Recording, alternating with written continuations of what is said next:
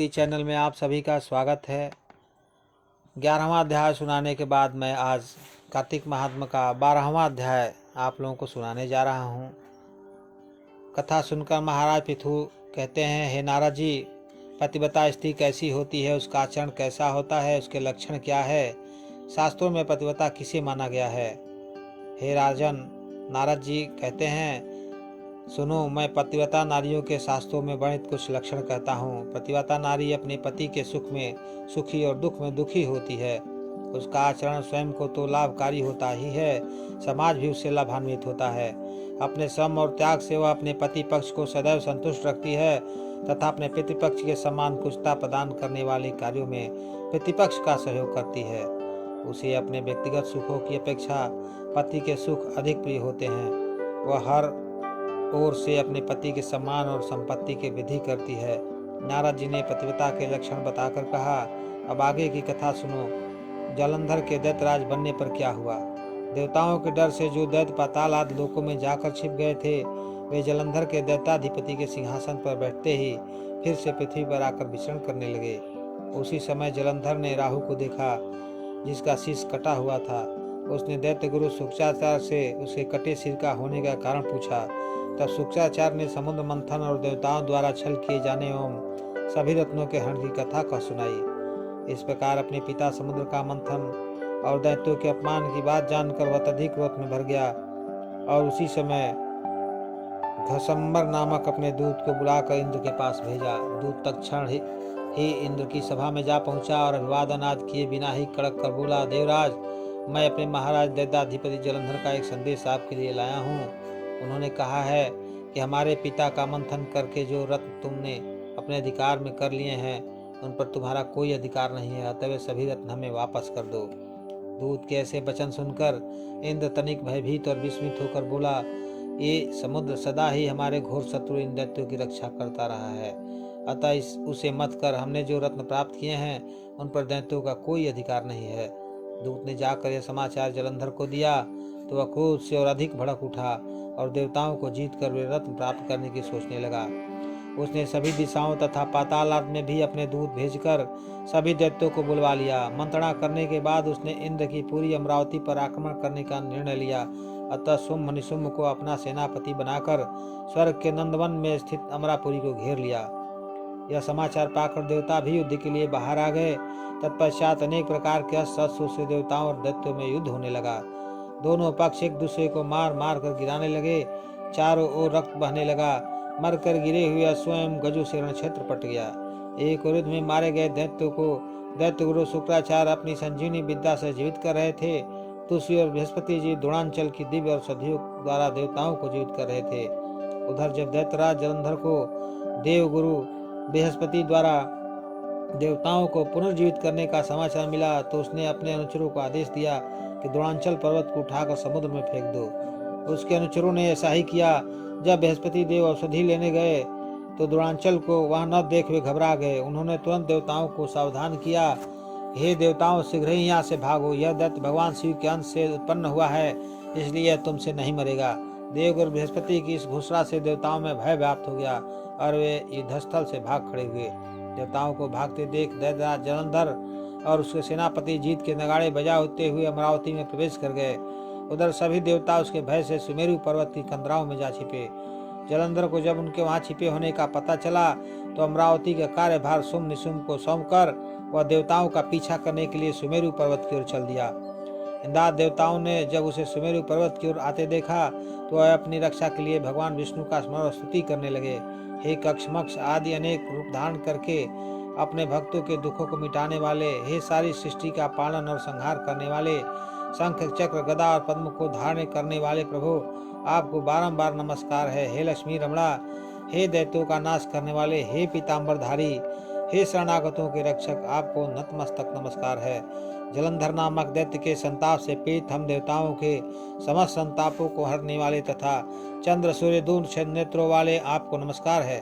हे राजन, जो कोई मनुष्य भगवान की संकटनाशक स्तुति को पढ़ता है उसके समस्त संकट भगवान स्वयं दूर करते हैं। सो हे राजा, पृथु देवताओं की स्तुति सुनकर उसके महान दुखों को देखकर भगवान श्री हरि शीघ्रता से उठे और गरुड़ पर सवार होकर चलने को उद्यत हुए।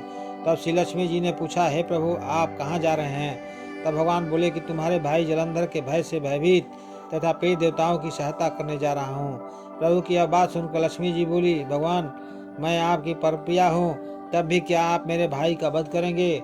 तब श्री नारायण भगवान बोले, भगवान शंकर से उत्पन्न होने और ब्रह्मा जी के वचन के कारण हम तुम्हारे भाई को कदापि नहीं मारेंगे। हम वचन देते हैं, किंतु देवताओं की रक्षा करना भी हमारा कर्तव्य है। ऐसा कर भगवान विष्णु आयुधों से युक्त हो देवताओं की रक्षा के लिए गरुड़ पर सवार होकर चल दिए। उनके सुमेरु पर्वत क्षेत्र में पहुंचने पर बहुत से दैत्य तो गरुड़ के पंखों के वेग से ही मारे गए। यह देखकर दैत्यराज जलंधर क्रोध से भरकर युद्ध के लिए भगवान के सम्मुख आया। देखते ही देखते दोनों में घोर संग्राम होने लगा। आकाश बाणों से ढक गया। तब भगवान ने अपने बाणों से जलंधर के रथ के छत्र ध्वजा काट डाले। घोड़े बाणों से घायल होकर मारे गए और भगवान ने अपने बाणों से उसके धनुष को भी टुकड़े टुकड़े कर दिया। जलंधर ने भी गरुड़ के मस्तक पर गदा से प्रहार किया, जिससे गरुड़ को मूर्छा आ गई। तत्पश्चात दोनों के मध्य मल्ल युद्ध होने लगा। दोनों एक दूसरे पर भयंकर प्रहार कर रहे थे। उनके मध्य हो रहे इस भीषण युद्ध को देखकर सारा संसार भयभीत होकर कांप उठा था। भगवान जानते थे कि यदि हजारों वर्ष भी यह युद्ध चलता रहे तो इसका कोई परिणाम नहीं निकलेगा, क्योंकि ब्रह्मा जी के वरदान के कारण यह दैत्य केवल महादेव के हाथों ही मरेगा। अतः उन्होंने युक्ति से काम लिया और अचानक युद्ध रोक कर बोले, हे दैत्यराज तुम्हारा और हमारा युद्ध ठीक नहीं है, क्योंकि तुम लक्ष्मी के भाई हो। तब जलंधर बोला, हे विष्णु जी यदि हमारे बीच युद्ध ठीक नहीं है तो हमारे आपसी संबंधों का कोई प्रमाण दे।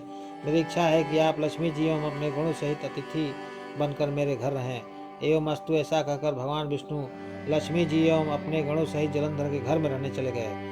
अब तो जलंधर अधिक वैभव और शक्ति संपन्न हो गया। उसने दूसरे लोकों और भवनों से भी देवताओं को भगा दिया और उनके पदों पर सभी जगह दैत्यों को नियुक्त कर दिया। देवों, यक्षों, किन्नरों और गंधर्वों की सभी संपत्तियां अपने अधिकार में ले ली। इस प्रकार देवों, यक्षों, किन्नरों और गंधर्वों आदि को अपनी प्रजा बनाकर जलंधर निष्कंटक शासन करने लगा। हे राजन, उस समय भगवान के दर्शन करने और दैत्यराज जलंधर की राज शोभा को देखने हम स्वयं भी उसकी राजधानी गए थे।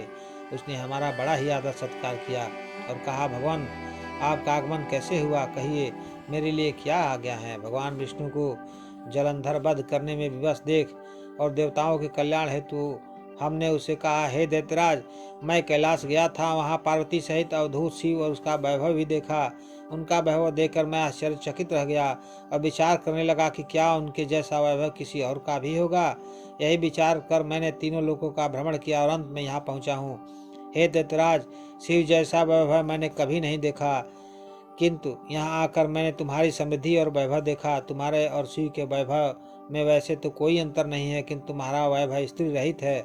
भस्म रमाने वाले राग से रहित कामदेव के शत्रु शिव के पास स्त्री रत्न के रूप में पार्वती जी हैं। यद्यप तुम्हारे पास भी सुंदरियों की कमी नहीं, किंतु पार्वती की जिससे तुलना की जा सके ऐसा कोई स्त्री रत्न तुम्हारे पास नहीं है। अतः स्त्री सहित तुम्हारा वैभव देखकर मैंने ही परिणाम निकाला है कि शिव के समान वैभवशाली स्त्रीलोक में कोई नहीं है। हे राजन, नारद जी ने महाराज पृथु को आगे बताया। इतना कहकर हम तो वहां से चले आए, मगर जलंधर पार्वती जी की ऐसी सुंदरता का वर्णन सुनकर काम ज्वर से पीड़ित हो उठा। उसने तत्काल राहु को बुलाकर उसे एक संदेश भगवान शिव के लिए देकर कैलाश की ओर भेज दिया।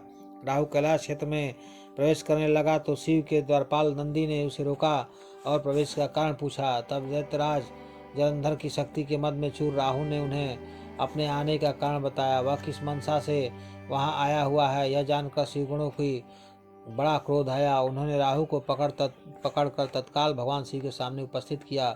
राहु ने उनके सामने भी निडर होकर कहा, हे शिव, मैं तीनों लोकों के राजा धीराज समस्त रत्नों के स्वामी दैत्यराज जलंधर का दूत हूँ। अब आप उनकी आज्ञा सुनो। दैत्यराज जलंधर ने कहा है कि शमशानवासी तथा भस्मलेपी जटाजुटधारी तुम्हारे जैसे अवधूत के पास पार्वती जैसी परम सुंदरी स्त्री शोभा नहीं देती। चूँकि मैं तीनों लोकों का स्वामी हूँ और सभी रत्न मेरे अधिकार में हैं, और चूंकि पार्वती जी भी एक स्त्री रत्न है, अतः उसकी शोभा मुझ जैसे वीर पुरुष के पास होने में है, किसी भस्मधारी योगी के पास रहने में नहीं। राहु की यह बात सुनते ही भगवान शिव की दोनों भ्रुकुटियां तन गई और उनकी भौं से एक अति भयंकर पुरुष उत्पन्न हुआ। उसका मुँह सिंह के समान और आंखें अग्नि की भांति दहक रही थी। उसके सारे शरीर पर खंडे जैसे बड़े बड़े बाल थे। उत्पन्न होते ही अपना विकराल मुख फैलाकर राहु को खाने के लिए उसकी ओर लपका।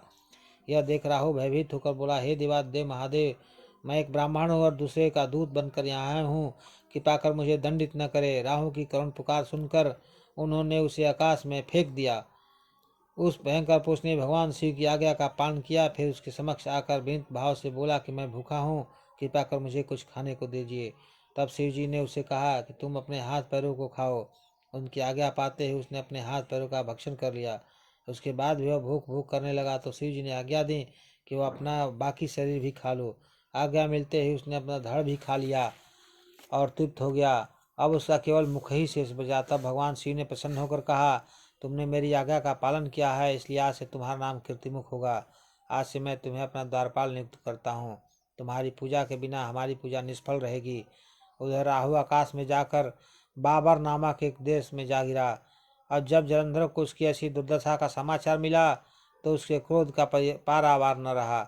उसने शिव जी से युद्ध करने की ठान ली और 1 करोड़ दैत्यों की सेना लेकर अपनी पुरी से निकला और कैलाश की ओर बढ़ने लगा। उसी समय उसकी दृष्टि एक आंख वाले दैत्य गुरु शुक्राचार्य और राहु पर पड़ी, जो उसकी ओर ही आ रहे थे। इसी प्रकार और भी बहुत से अपशकुन हुए, मगर क्रोधावेग के कारण उसने उनकी कोई और ध्यान नहीं दिया। उसकी सेना से आकाश ढक गया। सेना के भयानक कोलाहल से 10 दिशाएं गूंज उठी। इसी के साथ 12वां अध्याय खत्म होता है। जय श्री कृष्ण।